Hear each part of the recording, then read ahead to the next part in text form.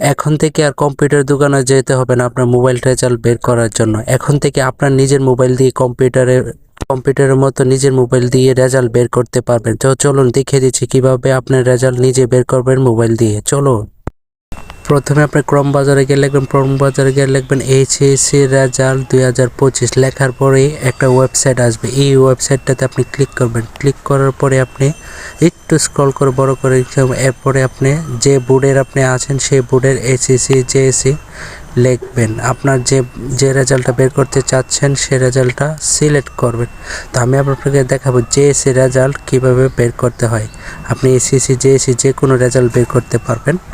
তো আমি একটা সিলেক্ট করছি জেএসসি সিলেক্ট করার পরে আপনি কত সালে রেজাল্টটা বের করতে চাচ্ছেন সেটা একটা সিলেক্ট করবেন। সিলেক্ট করার পর আমি 26 সালের একটা সিলেক্ট করলাম।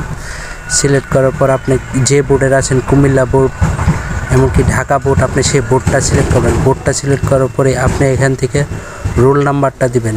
রোল নাম্বারটা দেওয়ার পরে প্রথমে আপনি রোল নাম্বারটা দিবেন। রোল নাম্বারটা দেওয়ার পরেই আপনি রেজিস্ট্রেশন নাম্বারটা দিবেন। আপনি যে রেজিস্ট্রেশন নাম্বারটা দেওয়ার পরে আপনি এখান থেকে যোগফল দিবেন। যোগফল হচ্ছে গিয়ে 3 আর 5, তাহলে হচ্ছে 8। আমরা 8 দেবো। 8 দিয়ে সাবমিট করব। সাবমিট করার পরে আপনি দেখবেন আপনার রেজাল্ট এরকমভাবে বের হয়ে আসবে। এরকম আরও নতুন নতুন ভিডিও দেখার জন্য আমাদের চ্যানেলটি সাবস্ক্রাইব করে রাখুন। পরবর্তী ভিডিও দেখার জন্য একটা লাইক দিয়ে রাখুন। ধন্যবাদ সবাইকে।